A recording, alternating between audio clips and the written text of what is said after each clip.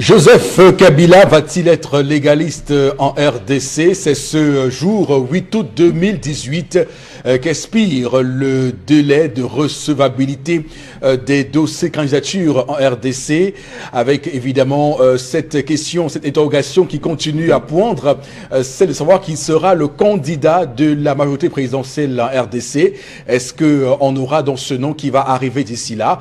Pour l'instant, on fait durer le suspense dans ce pays-là, à Kinshasa, alors que Moïse Katumbi a lui été interdit de rentrer au pays et de se porter candidat, alors qu'on a Bemba qui se positionne très bien comme étant un bon challenger pour la présidentielle du 23 décembre prochain en RDC. Donc on verra très bien ce qui se passe dans ce pays, frères et amis, la République démocratique du Congo, avec Kabila qui doit pouvoir se dénoncer, se prononcer et dénoncer aujourd'hui ce qu'il doit faire dans les semaines à venir, ou s'il va laisser un dauphin qui sera chargé évidemment de prendre la suite de sa présidence.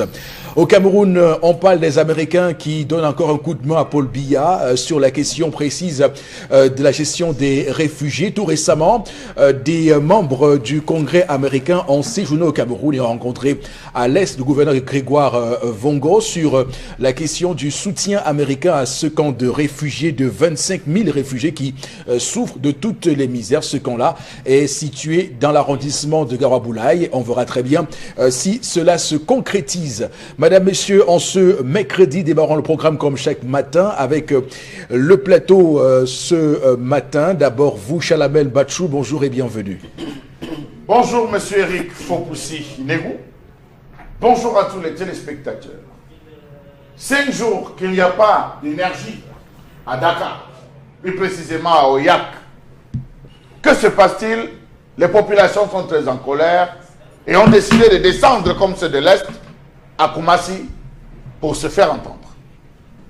Charles Amel Batchou, qu'on va retrouver tout à l'heure lorsqu'il sera 10h30 pour la colère. C'est une chronique qui peint de manière fine les problèmes des Camerounais. Également sur le plateau ce matin, Florazé, bonjour et bienvenue. Bonjour Eric Fopoussi, bonjour à vous sur le plateau, bonjour à nos chers téléspectateurs. Moi je pense aux familles, près d'une cinquantaine à Menganga, qui ont été victimes des récentes inondations de ce côté, qui vivent à la Belle Étoile. Est-ce que également on pense à ces familles? Est-ce qu'on pense à ajuster un plan d'assistance humanitaire pour eux, pour que chacun puisse avoir un local? Bref, rétablir un tel ordre social au sein même de ces différentes familles. Dans le cadre de la revue des réseaux sociaux également, nous allons revenir sur pas mal d'informations, santé, politique et fait de société également, des informations qui font le buzz sur l'étoile. Merci d'être avec nous. Également sur le plateau ce matin, Madame Subor Bengal, bonjour et bienvenue. Bonjour Monsieur Fopoussi-Negou, bonjour à vous chers téléspectateurs. Kabila sera-t-il légaliste? Monsieur Fopoussi-Negou, je peux poser la même question à Paul Biya. Le président camerounais est-il légaliste? Il a présenté sa candidature en violation flagrante des dispositions de l'article 7 alinéa 4 de la Constitution. Les dites dispositions ont été reprises texto et constituent l'article 119 du Code électoral. Et l'ECAM a validé que le chef de l'État piétine la loi. Cabral Libi et Serge Espoir Matomba, et vous deux qui êtes les plus jeunes, allez-vous laisser les institutions de la République aider ceux qui nous gouvernent piétiner la loi? Saisissez vite le Conseil constitutionnel pour qu'il se prononce, puisque l'ECAM ne l'a pas fait. Parce que là-bas, on savait que l'ECAM a déjà les camarades du président Paul Biya en son sein, mais le conseil électoral est donc à la solde du RDPC. Qu'en est-il du Conseil constitutionnel? Saisissez-les, il vous reste une seule journée aujourd'hui. Une journée. Comme ça, on va nous dire, il n'y a pas de jurisprudence quand il y a la loi. On applique la loi ou on piétine la loi. Merci. Voilà, on va dire que l'article 119 du Code électoral de 2012 est tout à fait précis. L'article en question dispose que la fonction de président de la République est incompatible avec toute fonction publique élective. ou toute activité professionnelle. Donc Absolument. on peut se poser la question ce matin, est-ce que le président Paul Biya a démissionné de la fonction publique si on part du principe qu'il est un haut fonctionnaire lorsqu'il arrive au Cameroun et qu'il rentre comme ça dans l'administration Ahidjo? Est-ce qu'il démissionne lorsqu'on fait de lui un ministre dont normalement une fonction politique et plus une fonction administrative? Il n'a pas jamais démissionné. La preuve, il a 2 hauts fonctionnaires là. Oui. L'actuel ministre de la Justice, garde des Sceaux, ministre d'État, il est toujours fonctionnaire. Parce qu'il bénéficie des avantages liés aux magistrats. Tout à fait. L'actuel administrateur directeur général de la Société nationale des hydrocarbures, Adolphe Modiki, lui aussi en bénéficie. Donc Paul Biya, je ne suis pas sûr qu'il a démissionné comme fonctionnaire. Donc il faut voir Voilà. s'il a démissionné ou s'il a été mis en L'autre disponibilité. chose, les fonctions de président du RDPC, c'est une fonction élective publique. Et c'est ça qui l'amène à positionner le secrétaire général du comité central du RDPC au rang des ministres, dans le carré des ministres d'État, chaque fois qu'il y a une Dans le protocole d'État. dans le protocole d'État. Ça veut dire que là, qu'on ne nous dise pas que c'est une association privée, c'est pas vrai. Oui. Dans la manifestation, c'est une association qui est du service public.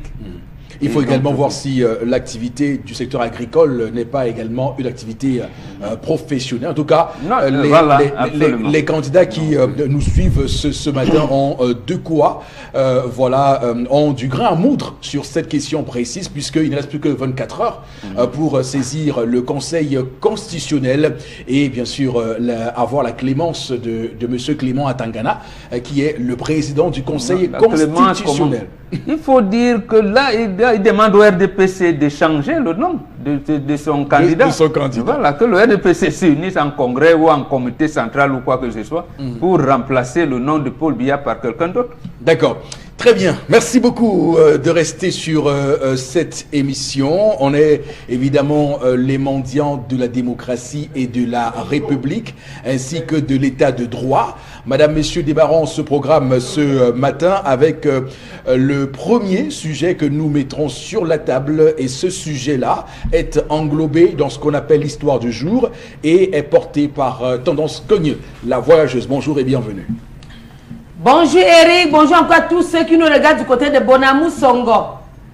J'étais chez ma copine à Bonamou Songo. Pour ceux qui ne connaissent pas ce quartier, c'est à Bepanda. Quand tu arrives, tu ne connais pas Bonamou Songo? Non, je ne connaissais pas. Je marche jusqu'à... Ma fille. Je suis une marcheuse. Je ne marche pas pour rien. Je ne marche pas pour rien, moi. La République en marche de Emmanuel Macron. Je comprends pourquoi mon beau-fils m'a dit dernièrement que non, toi-même tu connais ta fille. Quand tu ne la trouves pas à la maison, C'est vraiment. que je suis allée chercher mes infos. Soit on m'a appelé. Mais hier, je partais pour voir ma copine pour un autre problème en question. Oui. Arrivé là-bas, un autre problème est venu me trouver. Voilà. Donc c'est sa voisine qui avait un autre cas. Elle m'a dit qu'elle venait à Equinox me voir. J'ai dit que c'était mieux de me trouver à Equinox. Que tu devais arriver là, demander mon bureau. Le gardien allait t'orienter dans mon bureau. Elle me dit, maman, ça tombe bien comme je t'ai vu. J'ai dit, maman, explique vite. Je gagne en temps. Si tu n'as pas le temps de m'expliquer, tape seulement mon nom sur Facebook. Tendance que tu m'écris un message inbox. Elle m'a dit qu'elle ne connaît pas Facebook. Qu'elle ne parle pas sur les réseaux sociaux. Hein, Flora? J'ai dit que, ok, la prochaine fois, tu me trouves au bureau, on cause. Mais causons ici. Madame Point a un sérieux problème. Le voix bédon, elle a un bébé de 8 mois en manque, père Mombok. Bébé s'appelle Ivan, bébé Ivan Point. Bébé Ivan Point. Sème la panique à Bonamou Songo. Bébé Ivan qui fait couler l'encre. On dit les encres ou l'encre? L'encre. Bébé Ivan qui fait bavarder toute une famille âgée de 8 ans, de 8 mois. Voilà, qui fait couler la salive. Qui fait couler la salive, qui fait même baver, et qui fait que les parents bavardent, ils ont les insomnies. Voilà ce que bébé voit. Il pleure la nuit. Il pleure la nuit. 8 mois, il ne pleure pas la nuit. Motif. Voix bébé obligé. Voix bébé obligatoire. Que s'il n'y a pas de voix bébé, c'est qu'il n'y a pas l'amour. C'est mon premier bébé. Je suis une prémipa. J'ai tapé le mot prémipa là dans mon dictionnaire. En tant que prémipa, c'est obligé qu'on doit faire mon voix bébé. J'ai cherché prémipa, cherché. Prémipa, donc je vous explique pour les femmes qui m'écoutent, qui ne savent pas ce qu'il veut dire prémipa. Prémipa, c'est une femme qui vient de faire son premier bébé. Qui accouche pour la première fois. Donc la voisine de ma copine, c'était son premier enfant. L'enfant a déjà 8 mois. Donc il marchait déjà. Il ne marche pas. Ce qui l'arrange, au point où elle voulait venir me voir à mon bureau, c'est que l'enfant a 8 mois depuis, elle demande au père de l'enfant que papa, qui est son époux quoi. Que tu attends quoi pour le voir bébé? On fait comment pour mon voir bébé? Il dit que mais, est-ce que c'est le seul enfant que tu vas accoucher? Est-ce que le voir bébé est prioritaire? Ça se dit en français au même moment. Est-ce qu'on doit voir ton bébé automatiquement?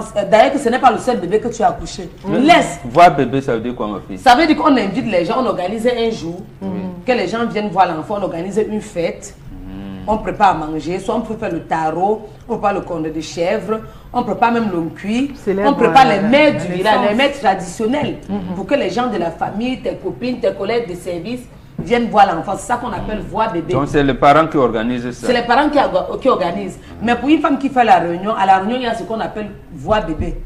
Donc les femmes de la réunion peuvent décider, on vient voir ton bébé quand l'enfant a peut-être 1 mois ou 2 mois, ça dépend de chaque réunion.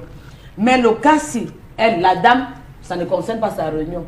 Son cas, c'est l'auteur-compositeur, donc le géniteur en question, en bon français.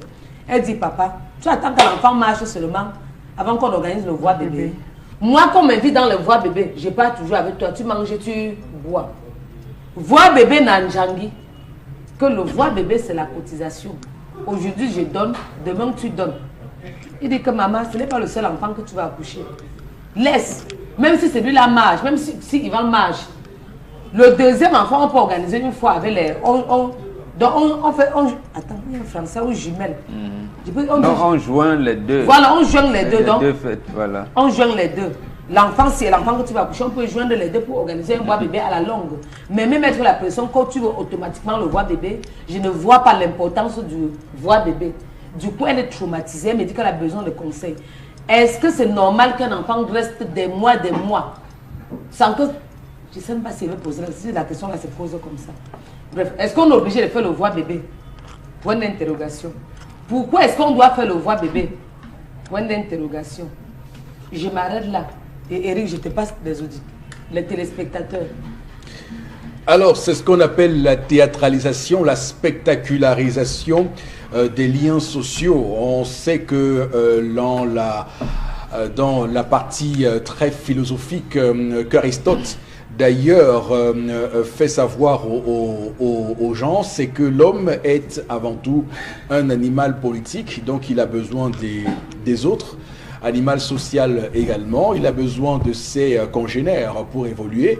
Et la problématique et la dynamique de venir apporter son soutien à une femme qui vient de mettre au monde un nouveau-né est le plus souvent un signe d'amitié, un signe de solidarité. On vient donc voilà, remercier cette dame-là, voir cette dame dans la Bible par exemple, lorsque Jésus naît, on a les rois mages qui font tout un millier de kilomètres pour venir voir le bébé, donc voir Jésus-Christ. Donc le voix bébé s'inscrit dans une symbolique de dynamique de socialisation de l'individu.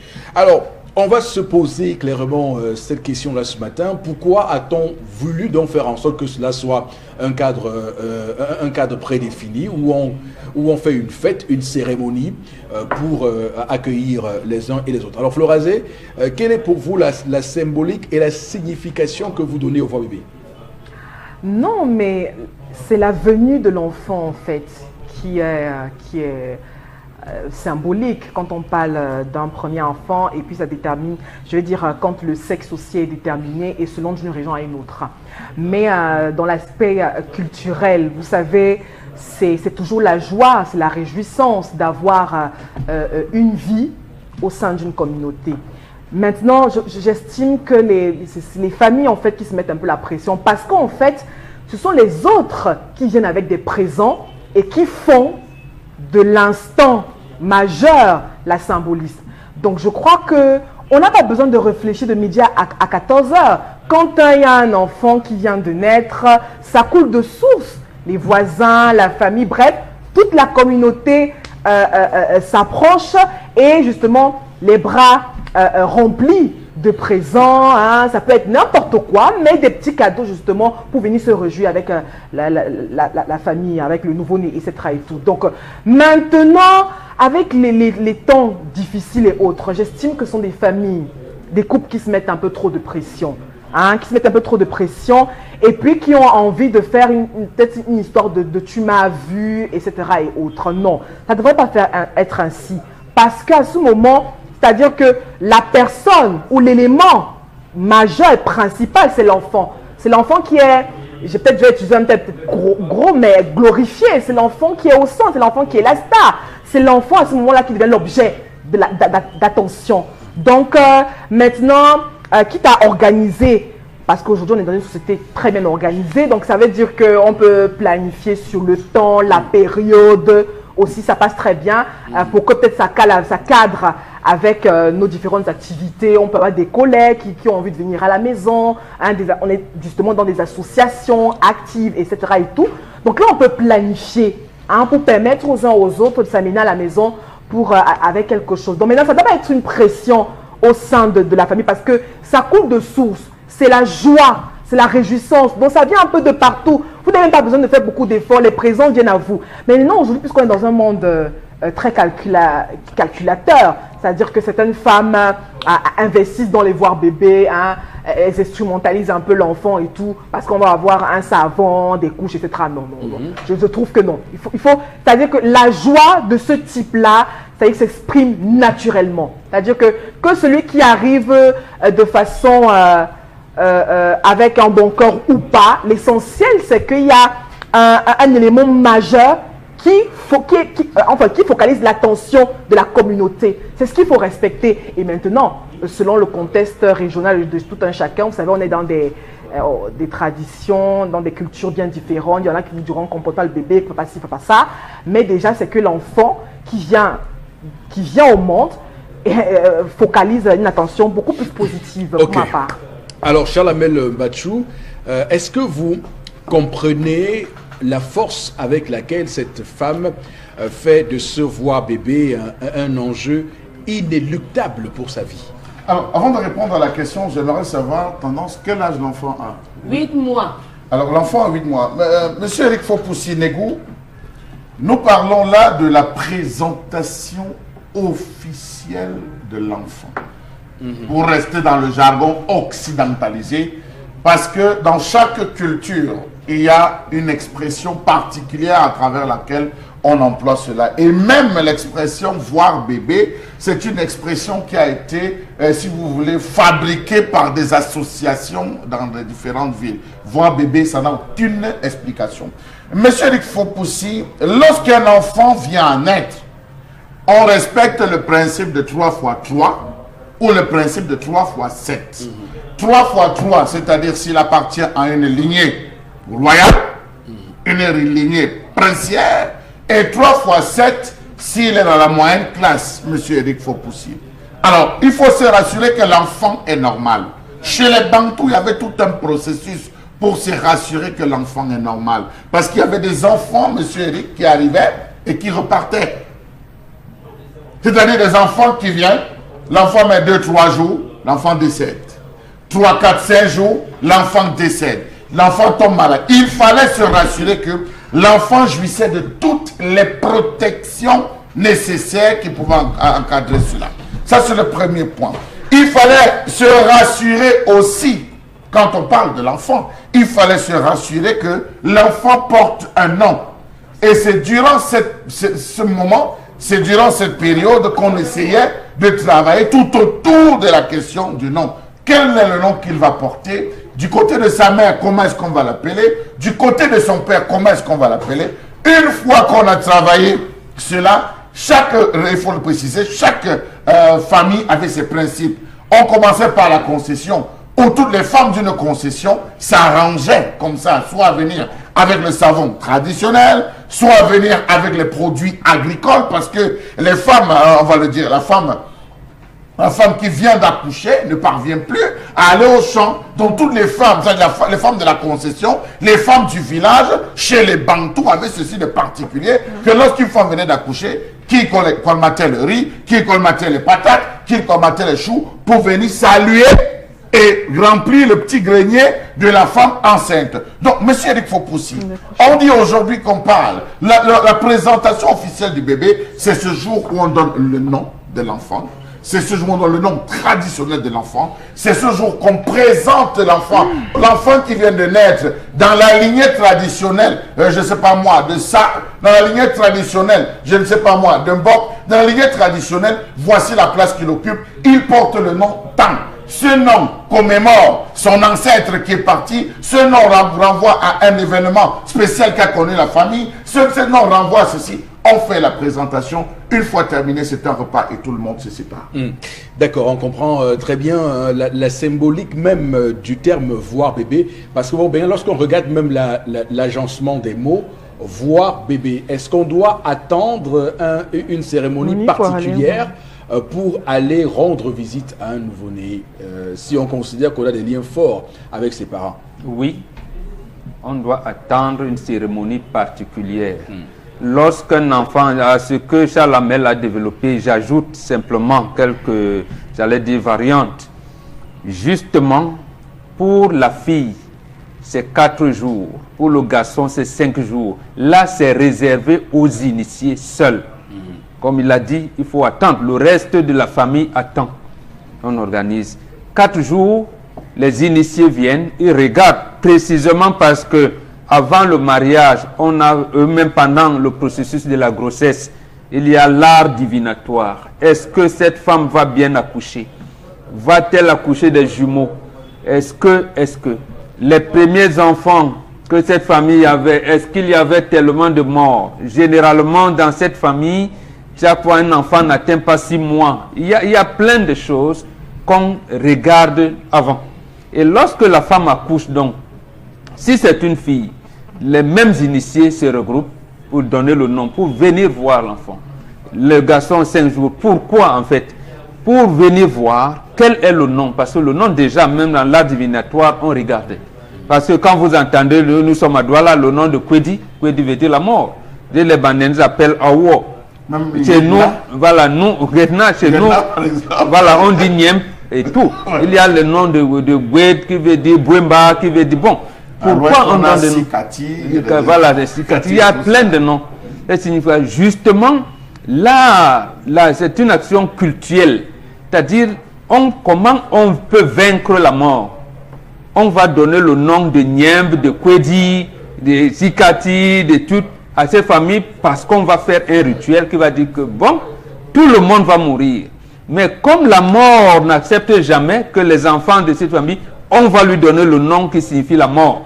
Et on bénit, cet enfant va grandir et va avoir des enfants. Donc, est-ce que le pantouflisme qui entoure ces cérémonies de voix bébé ne dilue pas en quelque sorte ce que vous venez de brillamment exposer à nos... Justement, c'est ce que Flora et Charles Hamel ont essayé de dire. C'est-à-dire que les associations, bon, ils n'ont pas su capter.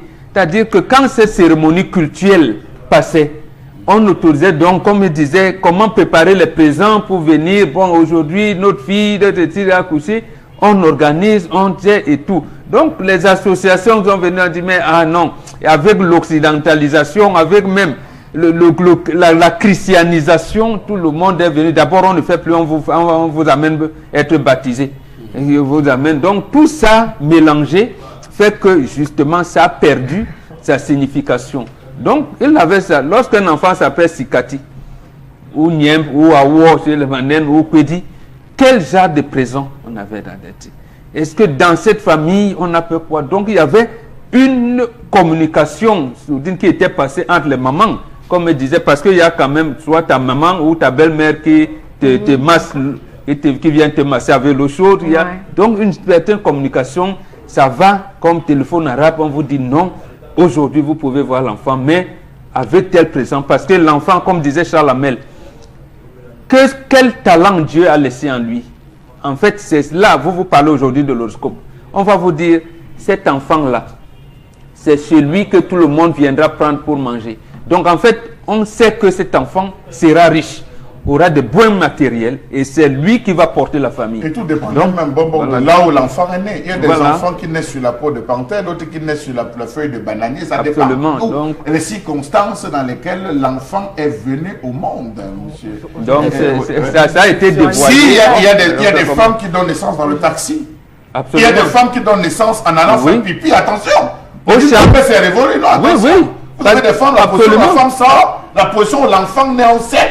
Véritablement. Et puis, je vais vous dire, il y a des enfants qui naissent avec les cheveux. Un enfant qui n'avait les cheveux a une signification. Avec il y a les des dents. enfants qui n'avaient deux Avec des dents. L'enfant dents. qui naît avec deux Absolument. dents, on n'organise pas son voix bébé n'importe comment. L'enfant qui naît avec des excroissances au niveau des doigts. Mais vous voulez Voilà. qu'on vous dise. Ou les doigts collés. ou tout. Une femme peut être là, elle sait bien qu'elle... Non, Vous avez profité pour nous faire peur ce matin. C'est la chose. non, vous avez vous-même ça dans Oui. les hôpitaux aujourd'hui. Ok. Ceux qui font la néonatologie vous disent. Oui. On vous dit, cet enfant est né avec les jambes arquées, on fait comment? Pour Oui. vous penser, c'est pas Parce aujourd'hui qu'il que y a le des enfants monde qui vit. naissent uniquement avec les molaires, Oui. d'autres qui naissent avec les... Ça dépend. Oui. Et chaque façon d'arriver à donner un enfant nécessite, comme le disait Bonbon, la présence d'un lycée qui va vous dire quel chemin, comment suivre. D'accord. Loin de nous, hein, surtout que nous sommes le 8 août 2018 et qu'on se rappelle qu'il y a 104 ans aujourd'hui, Douala Mangabel et Martin-Paul Samba étaient lâchement assassinés par le colon allemand. Donc on a eu une pensée pour ces héros, ceux qui ont commencé à se lever contre cette puissance et cette domination allemande, qui a été, comme vous le savez, saupoudrée de protectorat. Alors, Tendance, qu'est-ce que tu penses de la réaction revenant à l'histoire de ce matin? Je ne sais même pas pourquoi j'ai parlé de ça. Non, tu vas parler de ça, parce que moi-même, au village, on m'appelait Samsongdou. Samsongdou, ça veut dire quoi? Je suis avec une dent à la bouche. Quand il parle, on va dire que si vous voulez, on appelle ma mère. C'est vrai. On m'appelait Samsongdou au village. Oui, bon. D'abord, On ne devait donc pas venir organiser le voir bébé n'importe Oui, comment. et les enfants, Voilà. et les enfants qui naissent avec, Une dent. avec les pieds, qui sont dans les pieds, s'appellent les chouchoua. On les appelle un Chongwang. Voilà, bon, Comme c'est- Chongwang c'est- voilà, Gladys. ok. Oui, voilà les noms. Oui. Eric, vraiment, Ça, là, parlons mais je suis aussi vrai. là. Hein. Non, non, Vous n'êtes pas seul. Donc, papa, je constate que c'est comme s'il n'y a pas l'amour. Vraiment. Je vois que tu n'aimes plus ta femme. Et si tu l'aimais, tu allais... Vite moi-même, c'est beaucoup. C'est trop. Tu ne vas pas attendre que l'enfant marche avant de faire le voir bébé. C'est un truc que tu dois faire avec le sourire aux lèvres. On vous connaît.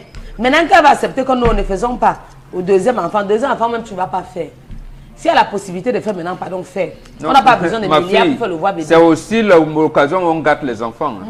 c'est plus là où on garde les enfants. C'est vous, comme ce gâte Flora les a enfants. dit tout à l'heure, que ne venez pas faire n'importe. Non, on protège l'enfant, c'est neuf. Si quelqu'un vient laver 4 yeux, il te C'est pour met ça un qu'il y a des petit jours truc là. précis c'est pour petit. pouvoir organiser. Je n'ai Voilà, pas, donc, je n'ai pas Et dit. il y a d'autres enfants que lorsqu'on fait le voir bébé, on passe plutôt par derrière. Voilà. On passe plus par derrière, on ne passe pas par la porte centrale. Voilà. Il y a d'autres où on passe par la porte centrale, on sort par la porte arrière. Là où on entre et on ressort. Donc chaque enfant, Yes, c'est maintenant Et que puis, j'ai- et puis, il y a même des femmes enceintes qui vont en boîte de nuit. Je n'ai jamais compris Ah, ça. voilà.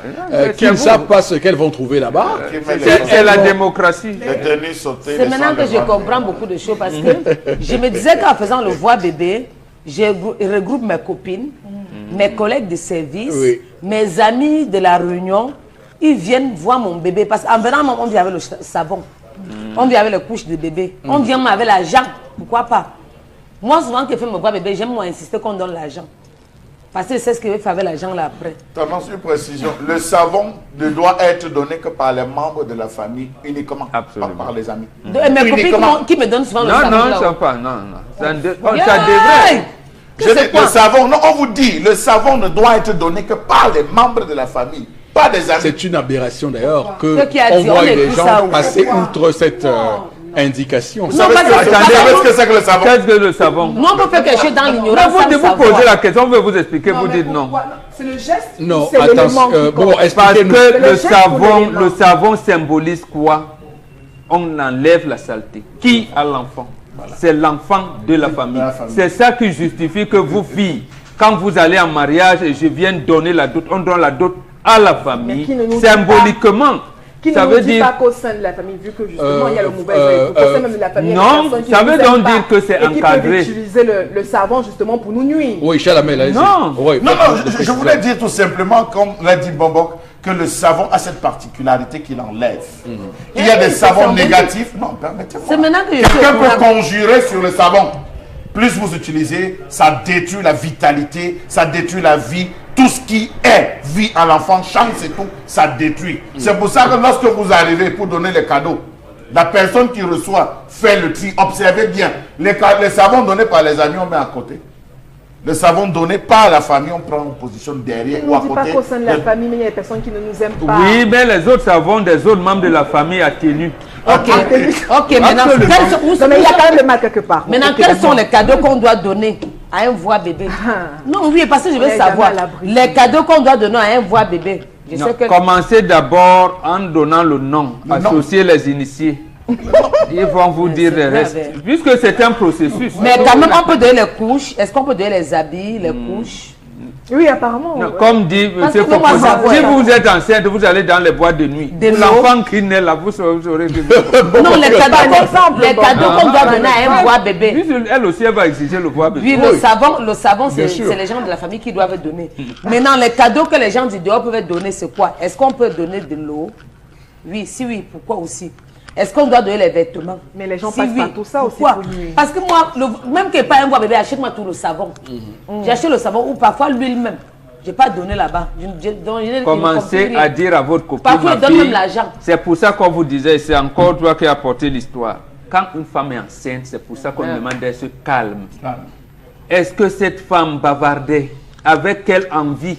Tout ça, quand on vous le dit, vous avez l'impression que non, parlez votre part là-bas. Nous, on fait ce qu'on veut. D'accord. Et puis, on va peut-être pour ajouter quelque chose juste en 5 secondes, monsieur Fopoussi. Tendance, l'erreur à ne jamais faire, c'est que lorsqu'on vous amène un cadeau, pendant que vous venez à peine de faire le voix bébé, vous commencez à l'utiliser. Il faut attendre minimum 7 jours. Minimum 7 jours le stocker pour commencer à... Alors Florazé, allez-y vraiment rapidement. On a une seule petite minute pour lire les messages. Alors, bonjour à vous, c'est Gaëtan Habitain qui réagit. Le voir bébé est une histoire qui crée des sérieux problèmes dans les familles, dans notre société. Le voir bébé n'est pas important, donc qu'elle ne fasse pas de ça un problème. Autre réaction, Brice à Mokolo, ça extrêmement pense que c'est une affaire de voir bébé très simple. Si tu as mangé pour certains, pour les autres, alors fais aussi pour que d'autres mangent. Hein. Mais si tu as gardé tout pour toi seul, alors pourquoi s'en inquiéter? Ce n'est pas une affaire de groupe, c'est une affaire de famille. C'est une affaire de famille. Allez-y rapidement, Florazé. On a tout dit, ce qu'il fallait dire. Il y a un message qui dit que la femme fait juste du cinéma, hein, c'est pas important. La femme qui prend le voir bébé pour une obligation veut faire le match vu, c'est pas une exigence. Merci beaucoup pour ces messages, mesdames, messieurs. Nous sommes bien sûr au cœur du 10-12, le Zénith. Voici la colère de Charlamel.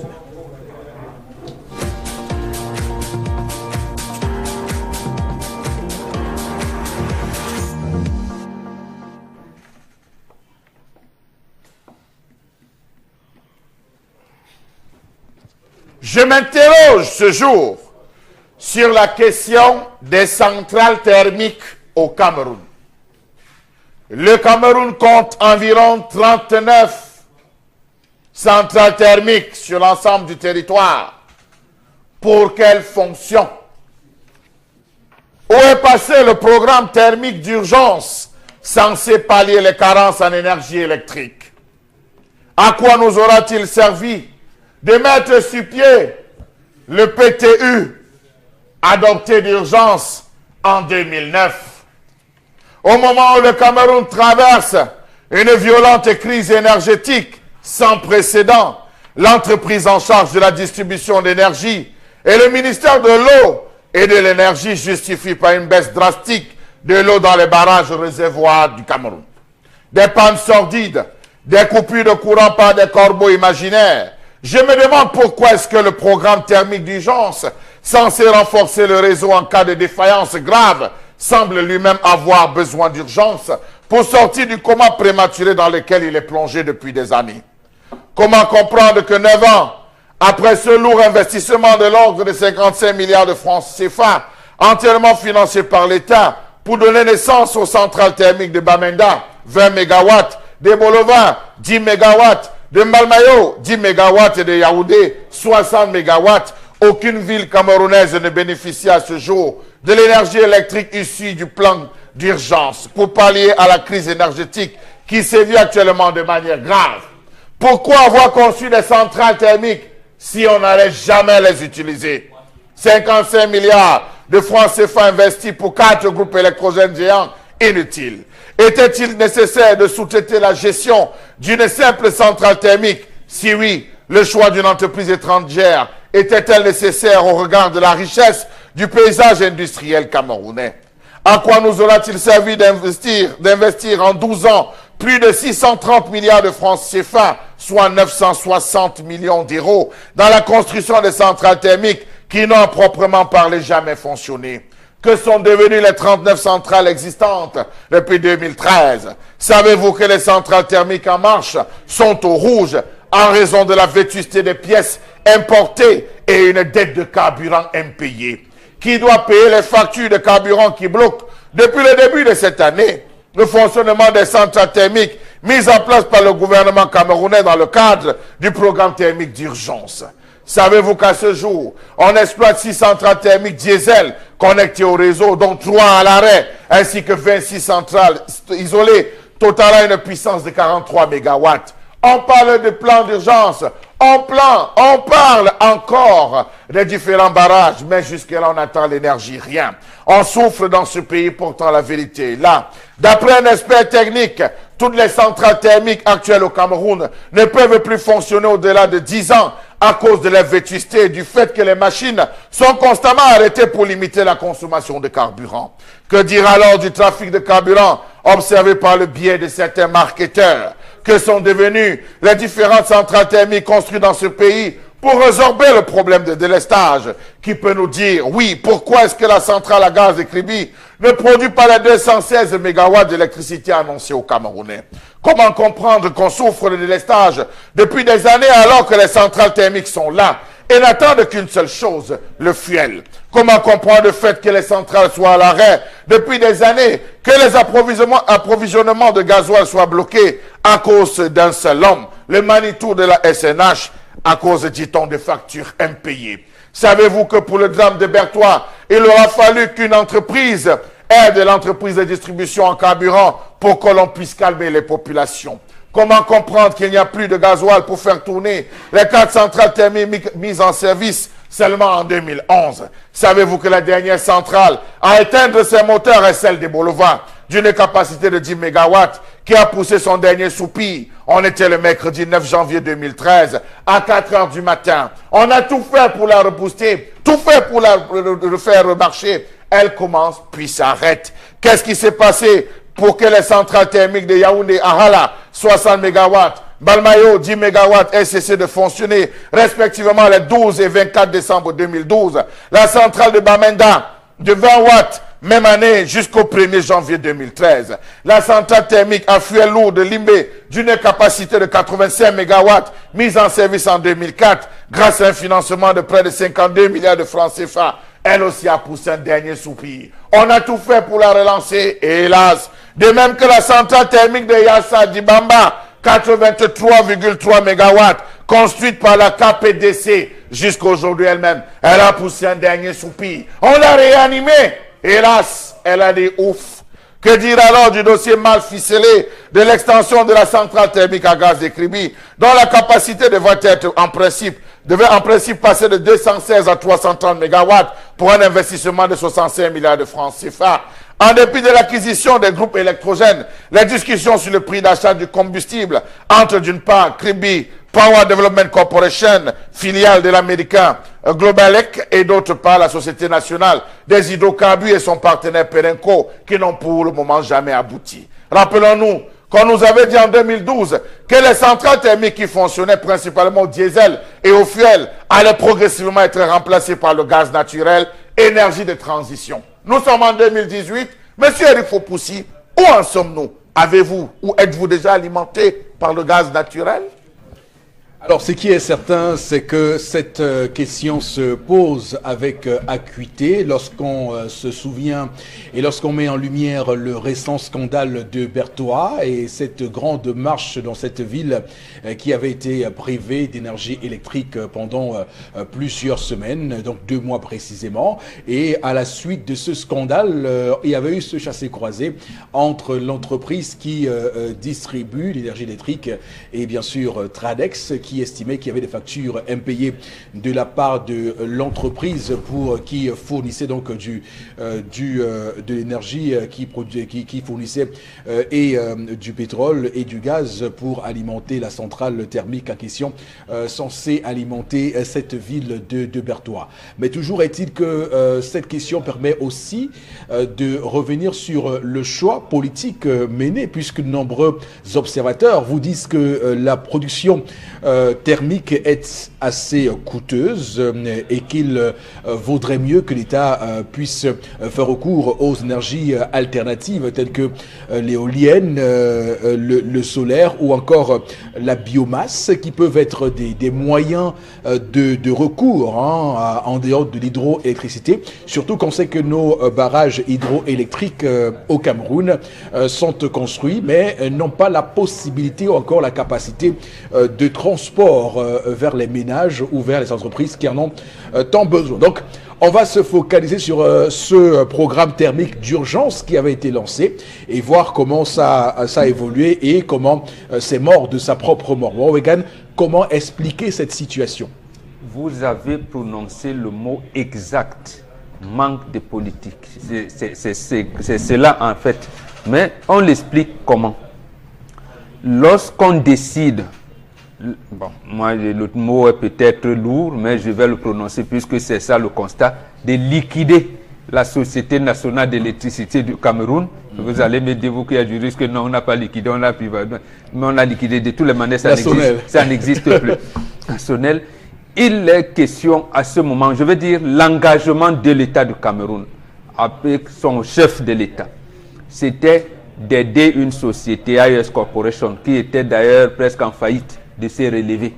On se pose la question de savoir pourquoi le chef de l'État, lui, il ne veut pas fournir l'énergie électrique à tout le monde, parce que c'est ça la première orientation de la SONEL quand elle naît en 1974. C'est que tous les Camerounais doivent avoir l'énergie électrique. Mais le président de la République prend l'option de dire à partir de maintenant, tous les Camerounais ne doivent plus avoir l'énergie électrique. C'est ça donc qui justifie votre question. C'est là où je vous ai dit, vous avez cité le mot exact. L'orientation politique, c'est donc, non, j'ai des amis américains qui viennent, ils m'ont posé leurs difficultés, je vais les aider à résoudre leurs difficultés. D'accord. Comme ils ont les dollars, ils ont dit, son loulou, mais Kim, non, c'est pour vous. Nous ne sommes pas là pour distribuer l'énergie électrique aux Camerounais. Nous avons trouvé que le Cameroun est un bon vivier où on peut avoir quelques sous. Oui. Nos dollars, on les injecte ici. Ça nous permet d'engranger. Vous appelez ça en vos termes. Moi, je ne connais pas ça. C'est le retour à l'investissement. Les royalties, comme ça. Les royalties. Non, vous investissez 2 ans après, vous rentrez retour sur investissement. Voilà, retour sur investissement. Donc, il dit, nos dollars, on les investit là. En 2-3 ans, on va gagner le double. Bon, le reste, débrouillez-vous. Oui. C'est ce qui s'est passé. Et vous vous rendez compte que, et là, pour une fois, je suis d'accord avec Nyat Ndifendi. En fait, ce bonhomme, la politique qu'il menait au sein de la SONEL, s'il avait été écouté par son ami, je suis sûr que tous les Camerounais auraient à ce jour d'énergie électrique et à bon prix et de qualité. Donc le chef de l'État prend l'option donc... Mais est-ce que l'option prise, puisque vous dites bien que quand AES arrive au Cameroun, l'AES ne veut pas visiblement investir dans l'hydroélectricité, plutôt dans le thermique, eu égard au potentiel hydrocarbure du Cameroun, on peut s'imaginer, mais sauf qu'on se rend compte que toutes ces centrales-là, qui visaient à permettre au Cameroun d'avoir l'électricité via d'autres sources, donc thermiques, le gaz, ça ne marche pas. Je vous dis, comme on dit au quartier, c'est pour vous là-bas. C'est-à-dire qu'on développe une philosophie trompeuse. On vous donne une orientation pour vous permettre de faire vos mémoires, d'alimenter le débat. Mais l'orientation politique, c'est que à partir de maintenant, je pense que c'était en mai de 2001, l'option où nous avons dit que tous les Camerounais auront le courant, accès à l'énergie électrique, cette option, nous l'avons abandonnée. Maintenant, l'énergie électrique, c'est nos amis américains, ils doivent se faire de l'argent en peu de temps. Comme c'est les centrales thermiques dont le coût de construction n'est pas aussi long que celui des barrages, ça va vite. Mais puisque j'injecte $1000, je vais recevoir $2000 au bout d'un an, j'investis. Et lorsque je reçois donc mes $2000, la troisième année, ça passe à $5-6 000. Vous voyez dans quelle manière les gars ils sont partis après. Mais c'est nous qui leur avons demandé de faire ça. Oui, sauf qu'ils ont fait ça. Donc en fait, regardez même. Oui, ça nous regarde. C'est ça l'option PC, c'est ça qu'il faut expliquer aux Camerounais. Regardez même ce qui s'est passé. Les gars ont saisi le chef de l'État, l'État du Cameroun, à travers le chef, dit dans 6 mois, notre contrat arrivera à terme et nous ne serons plus là. Nous vous conseillons de prendre nos amis anglais qui sont là et tout. Actis. Oui, et ils ont respecté le terme du contrat. Et quand on arrive là, au point où on était même surpris, c'est-à-dire, il arrive à expiration. Il dit, mais attendez, les gens là ne savent même pas qu'on leur a dit depuis longtemps qu'on arrivait. Et c'est comme ça que ceci arrive. Alors Chalabel, est-ce qu'au regard de la nappe phréatique du Cameroun, on a besoin d'avoir l'énergie électrique avec d'autres sources d'énergie autres que nos différents barrages, nos différentes rivières? Je rappelle que le Cameroun est quand même une pas curiosité. Donc peut-être avant que ça l'appelle de tous les départements. L'étude qu'a fait Niat Difendi, il est encore vivant avec ses amis de Hydro-Québec et de DEDC, la Sanaga seule peut alimenter tout le Cameroun et vendre le courant à l'étranger. La Sanaga seule. Alors, quand on a ces chiffres-là, par exemple, qu'est-ce qui peut motiver des gens à investir autant d'argent sur des centrales à gaz thermique? Monsieur Eric Fopoussi, j'ajouterais que Paris, la ville de Paris a 85 mini-barrages. La ville seule de Paris a 85 mini-barrages. Oui, sur la Seine. Donc, allez frapper, vous allez vous rendre compte que si la petite ville de Paris a 85, faites le tour dans certains villages, je ne vais pas citer les noms de ces personnes, de ces élites où je suis allé, beaucoup de personnes s'alimentent désormais avec les mini-barrages dans leurs concessions. Beaucoup font aujourd'hui l'effort d'être à côté de l'eau, ils alimentent leurs concessions avec des mini-barrages depuis qu'on a libéralisé le secteur de l'énergie au Cameroun. Monsieur Eric Fopoussi, je tiens à vous dire qu'on a voulu tromper le gouvernement camerounais et le gouvernement camerounais s'est laissé séduire. Vous savez, au Cameroun, on aime les bluffeurs. Ou bien il a su et a voulu et a voilà. Ce mot-là, on n'a trompé personne. Le gouvernement a pris en connaissance de cause et de conséquences cette option-là. Puisqu'il y a Difendi comme le Timor Bengan avec les remontes dit que la Sanaga seule peut alimenter le Cameroun. Avec des études sur papier et montrer à son ami, il est là. Les gens ont senti des marchés. Alors, les gens ont senti les milliards et l'argent qui allait couler. Vous savez que juste après, lorsqu'on arrive à cette étape de la liquidation, comme vous parlez, on est venu avec des pompes rapports, le réseau est obsolète, les lignes sont montées, les lignes sont descendues, il fallait faire ci, il fallait faire ça. Ils ont engagé la première centrale thermique de Yomata, montée Cansonel. C'est là où ils lancent en disant que non, ça va résorber le problème avec les turbines qui toute la nuit, les populations ne parviennent même pas à dormir. Mais il faut le dire, monsieur, il faut possible. Le gouvernement dit on va résorber le problème.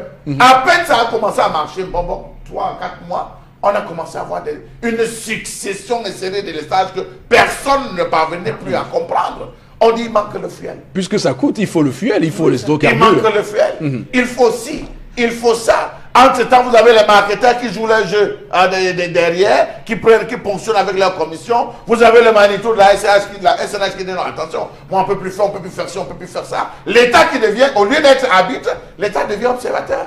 Et parti aussi. Non, parti, président. Le ministre de l'eau, il s'appelle Yves Belendo. Il a dit que non, comme vous voyez là, AES a même la possibilité d'augmenter le tarif au kilowattheure tous les ans, tous les mois de juillet. Il vous a même fait pitié que cette année n'a pas augmenté, donc taisez-vous. Surtout que l'État est actionnaire. Nous sommes aujourd'hui à 39 centrales. 39 centrales qui nous amènent où, monsieur Eric Fopoussi?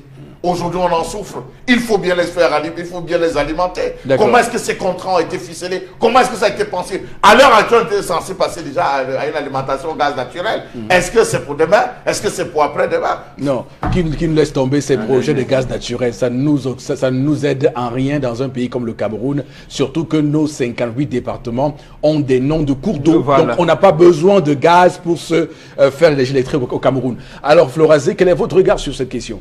Non, je trouve que au-delà de la mauvaise politique instituée dans la libération ou bien même la distribution d'énergie électrique, Eric Fopoussi, ceux qui souffrent, ce sont les populations.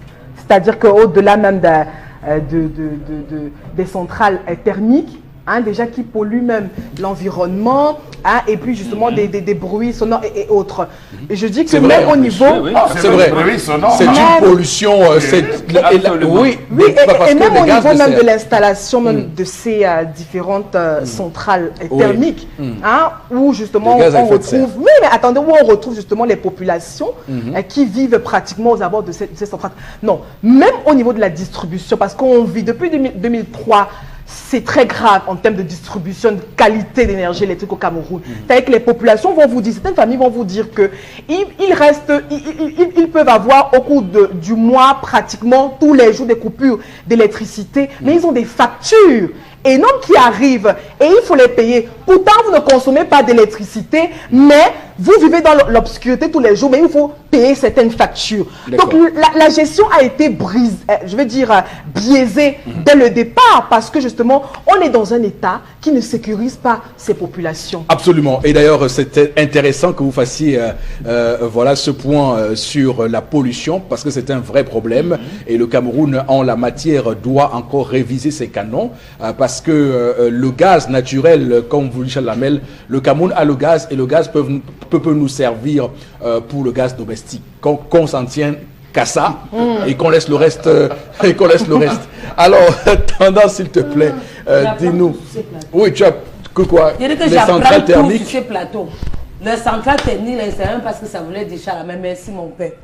Maintenant, ce que j'apprends encore de mon père Bonbor, c'est que Papa Niat avait dit que la Sanaga, vu les études, vu l'école, le gros français, quoi, peut alimenter tout le Cameroun. Et on nous coupe la lumière tous les jours, maman. Oui. On n'a pas voulu qu'il mette ça en pratique.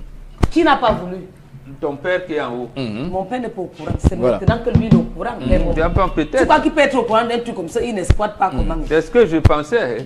Non, il n'est pas encore au courant. C'est maintenant que tu parles, qu'on l'informe qu'il est au courant. Non, il est au courant. Peut alimenter tout le Cameroun. C'est de nous couper l'énergie. Et on vend même le courant ailleurs. C'est ce qu'avait dit. On vend même encore au Gabon. Oui, en Guinée équatoriale, au Tchad. Les Guinéens, les Gabonais qui prennent seulement les gabons alimentaires pour alimenter avec les tomates. Donc c'est pour dire qu'on n'a pas besoin de centrales thermiques dans ce pays. Si on veut des sources alternatives, il y a, je l'ai dit, l'éolienne, il y a le solaire et il y a la biomasse en complément. Isaac a fait une étude à côté du génie militaire que les ordures là devaient produire l'énergie. Voilà. Je ne sais pas où se trouve le projet. Voilà. Et donc, comme il y a une gestion opaque des hydrocarbures au Cameroun, on nous amène dans cet enfumage de centrales thermiques pour qu'on n'ait pas le regard là-dessus. C'est pourquoi d'ailleurs ça meurt de sa propre mort au final. Madame, Monsieur, merci infiniment à vous de nous rejoindre sur Equinox Télévision. Nous marquons une courte pause. À tout de suite. 12 le zénith, madame, messieurs, de ce mercredi 8 août 2018. On pense à ce 8 août 1914 avec ces deux héros du Cameroun qui sont morts pendus. Martin Paul Samba, mais également Douala Mangabel. Donc on pense à eux ce matin. Ça fait 104 ans qu'ils nous ont quittés pour la bonne cause, la cause de la respectabilité, l'honorabilité du peuple camerounais et surtout des peuples indigènes qui étaient, comme vous le savez, relégués au second plan, au rang d'esclaves à cette période-là, quoique habillés, arrangés par ce protectorat du 12 août 1882. Donc c'est clair qu'on en parle ce matin pour que nous ayons clairement l'idée et la pensée pour ces grandes figures, pour ces nationalistes, pour ces héros de ce pays. Alors Florazé, pour cette deuxième partie, je vais faire recours à vous pour prendre la deuxième séquence consacrée au message que nous envoient nos téléspectateurs. Oui, effectivement, Chateau à Dakar a réagi. Je pense que ce sont des mauvais projets, dépenses inutiles, mauvais résultats. Et puis, il prend l'exemple d'une maison mal fondée, tomberait peut-être, peu importe le rôle, le bon rôle ou du ciment utilisé, elle tomberait toujours. Donc, allez vous à Menchumfal, la Sanaga, si un changement est donc nécessaire. Autre réaction de Ilan à Bonapriso qui pense que nos entreprises d'eau et énergie ont à 80% un personnel incompétent. Ceux qui y travaillent sont des défis de haut commis. Donc les jeunes formés dans ce domaine chôment. C'est pas vrai. C'est pas vrai. Non, bon, je pense que c'est possible parce que souvenez-vous ce que Jean-Marie, ceux qui sont sur le terrain, ce que Jean-Marie Toigny avait dit, souvenez-vous dans l'émission qu'on a faite à la radio Equinox, on refait le Cameroun sur l'énergie électrique, il avait clairement dit qu'il y a un problème de maintenance aussi. Voilà. Au Cameroun. Mais justement, je parle seulement de DEA. Oui. Que ce soit Barrage Hydro-Déti ou son truc de Mangombe, comme on dit, les ingénieurs, comme je disais, ils ont pris des formés à Polytechnique à Yaoundé, Hydro-Québec et EDF qu'ils ont fait. Il y a eu des gens bien formés qui n'étaient pas les ponts des enfants des ponts du régime. Le problème, c'était l'orientation politique, comme vous avez dit. Maintenant, si quelques 2-3 ponts du régime, ils mettent leurs enfants, ça n'enlève pas la technicité de ceux qui sont et qui occupent d'ailleurs les postes de responsabilité. Mais est-ce que ceux-là sont entendus? Parce que voilà, c'est là le problème, puisque je vous parlais tout à l'heure de Niat. Quand il n'est pas compris par son propre ami, qui lui fait des propositions, il n'est pas compris. Ça veut dire que son ami, qui a j'allais dire le pouvoir du décret, il engage avec des pays étrangers. Il nous engage dans une situation qu'on ne maîtrise pas. Donc même Niat qui a mené cette politique-là va seulement constater que ce qu'il a fait comme proposition n'est pas adopté. C'est tout. Alors, vous voulez donc dire par là que tous ceux qui proposent, tous ceux qui essaient d'amener des sujets, soit ça n'arrive pas sur la table du chef de l'État à temps, soit ça arrive et il fait exprès de ne pas les lire. Absolument, c'est ça les deux options. Absolument. Parce qu'on ne peut pas se retrouver avec 39 centrales thermiques. Pourquoi le gouvernement ne les récupère pas? Puisqu'elles sont abandonnées, toutes sont pratiquement abandonnées. Sur les 6 même sur les 6 qui existaient, qui avaient été reprises par l'actuelle entreprise de distribution d'énergie, aujourd'hui, 3 sont à l'arrêt. 3 sont à l'arrêt. Alors lorsque ça va capoter au niveau de Bertois, on a vu, on a Lompanga, on a Membele, on a tout ça, mais on ne parvient pas à pouvoir ravitailler tout le monde. Ça veut dire qu'il y a la deuxième option. Lorsqu'on a vu que le chef de l'État ne prenait pas de bonnes décisions, et ou alors les prenait en retard, la machine donc de la présidente de la République, notamment le secrétariat général, bloquait des sujets et diligençait un certain nombre de choses. Ça aboutit donc à même Vélé, et vous avez bien fait de rappeler mon Vélé, comment on peut construire un barrage qui produit l'énergie électrique, mais on ne prévoit pas le transport. Au lieu de procéder à l'accélération, pourquoi ne pas relancer l'accélération des travaux avec la Sonatrach? Pourquoi ne pas... Justement parce que ce n'était pas pensé avant. On a fait l'énergie électrique, c'est pas comme les cartons qu'on met dans un magasin. Puisque le barrage est fini et ça produit l'énergie. Sonatrach devait donc, oui, c'est tout. Qui doit donc transporter cette énergie électrique pour les ménages? Donc en fait, ce sont nous, les ménages, comme vous avez dit dans la chronique, qui devons apprécier. Le gestionnaire de ce projet, en principe, devrait être même mis aux arrêts et entendu, parce qu'on ne peut pas concevoir un tel projet sans procédure. Non, on ne peut pas concevoir un tel projet sans toutefois mettre sur pied les procédures de transport et de distribution. On l'a fait comme ça. Non, nous ne sommes pas les procureurs. Comment, attends, l'énergie électrique, c'est pas comme les cartons qu'on pose dans un magasin. Pour appeler à interpeller, arrêter qui que ce soit. Non, parce que vous verrez tout de suite sur les réseaux sociaux, des gens commencent à nous... Non, Charles Amel a raison, monsieur Foposi, excusez-moi une seconde. Décembre 2003, l'État du Cameroun accepte l'organisation au Cameroun à Yaoundé du sommet Africité. Le thème choisi et validé par le gouvernement, c'était accès aux services de base, eau et électricité. Nous sommes là en décembre 2003. Donc quand Charles Amel le dit, justement, ça veut dire on dit que le chef de l'État a validé quelque chose qu'il a confié à quelqu'un. Aujourd'hui, nous qui n'avons pas l'énergie électrique dans nos ménages, nous devons lui demander que maintenant, c'est les procureurs justement qui devraient nous aider. Puisqu'ils ont la possibilité de diligenter les enquêtes. Pourquoi le non, c'est qui sont.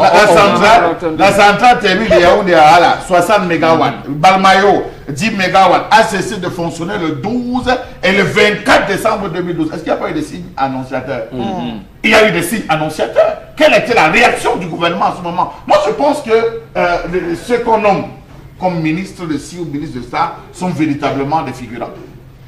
C'est des figurants à la fin, parce que M. Eric Fopoussi, on ne peut pas être rendu. Le ministre devait être ça, il devait. Vous avez vu le cas, par exemple, de la ville de Bertois, où les populations sont en colère. Elles vont se plaindre sur le gouverneur ferme les portes. Elles vont se plaindre sur le préfet. Elles vont se plaindre. Rappelez-vous qu'à l'époque d'Iva Dibois, ça je lui tire un coup de chapeau aujourd'hui, lorsqu'il était dans la zone de l'Est, le jour que les populations ont décidé de marcher, Iva Dibois lui-même est sorti de la région, il est sorti de la région en disant que si vous voulez marcher, je serai le premier à marcher avec vous parce que moi-même je n'ai pas d'énergie. Il a dit je prends tout de suite avec effet, envoyez-moi un de vos responsables, on a envoyé les responsables. Ils ont rédigé avec le représentant, le collectif de ces populations, un courrier qu'ils ont adressé. Ça a été résolu dans le problème. Donc moi je pense à un moment donné que... Même si après c'est revenu il y a quelques mois. Oui, mais au moins il faut que la population...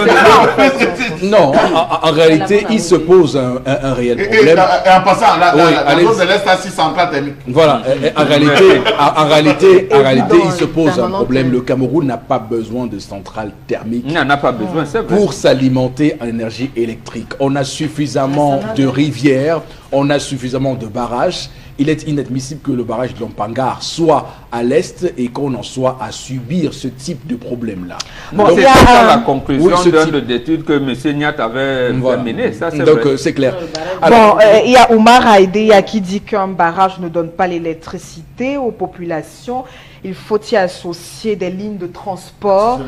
Si le Cameroun transportait son électricité, il n'y aurait pas tous ces problèmes. Tu nous rejoins, on a justement construit Memville en oubliant de transporter cette énergie. On a pensé que l'énergie, c'était comme des cartons. C'était des marchandises qu'on mettait dans des cartons qu'on allait utiliser en 2030. Vous avez un directeur de Sonatrach qui touche plus de 20 millions de francs CFA, alors que l'entreprise ne fonctionne pas encore.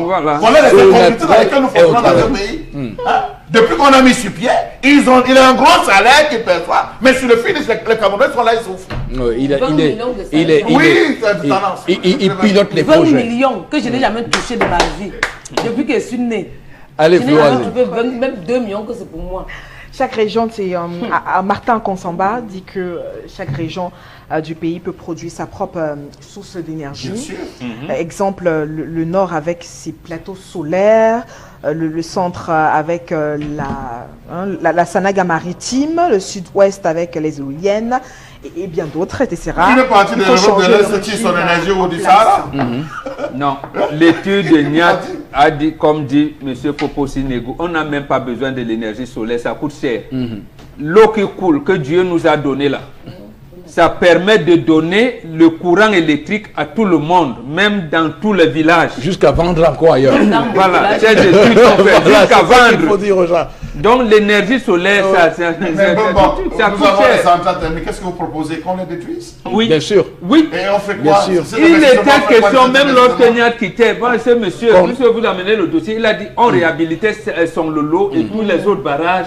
On Mais on devait n'a pas fait le réhabiliter. dragage à son loup depuis. Alors, il y a eu les accumulations, les amas et C'est tout. quelqu'un Ah qui oui. décide donc de faire ou pas.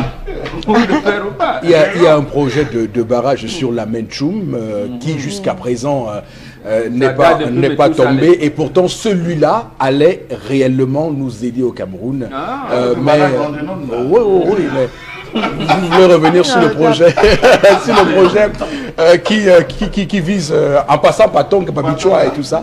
Non, mais c'est des projets qui sont en cours mais qui n'ont pas encore été, Voilà. qui n'ont pas été finalisés. Le chef de C'est bien l'État en est dommage. conscient. C'est bien dommage. Alors Florence, allez-y.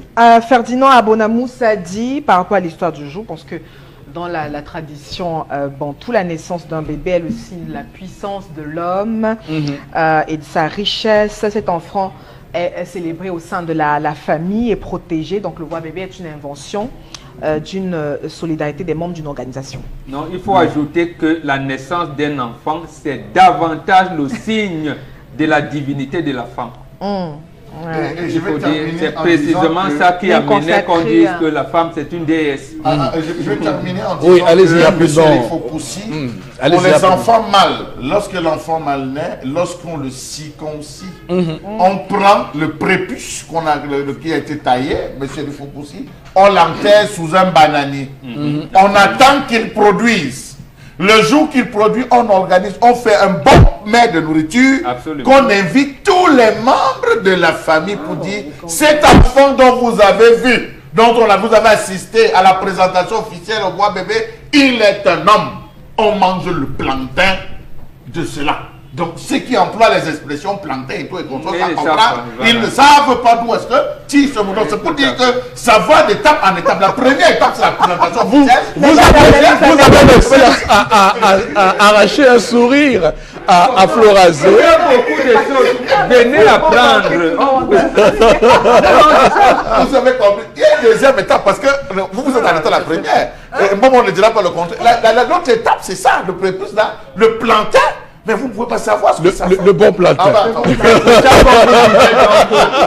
présents comme le savon, ça a une signification. Tout le monde ne vient pas laver l'enfant. Oui.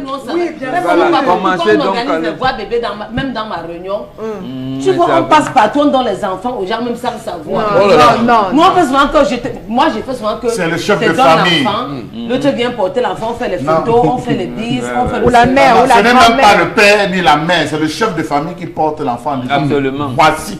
J'ai dit que nous, on donne Voici souvent nous. les- Quand j'imagine tous les procès d'intention qui ont été faits à tous ceux qui sont les tenants d'une doctrine du bon plantain, je me dis ce matin avec vous, Charles Abel Mbachou, qu'on n'aurait pas dû gaspiller autant d'énergie intellectuelle et cognitive pour battre en brèche le bon plantain. Et vous allez voir, des individus vont vous dire on a enterré mon nombril là-bas, on a enterré Absolument. mon prépuce là-bas.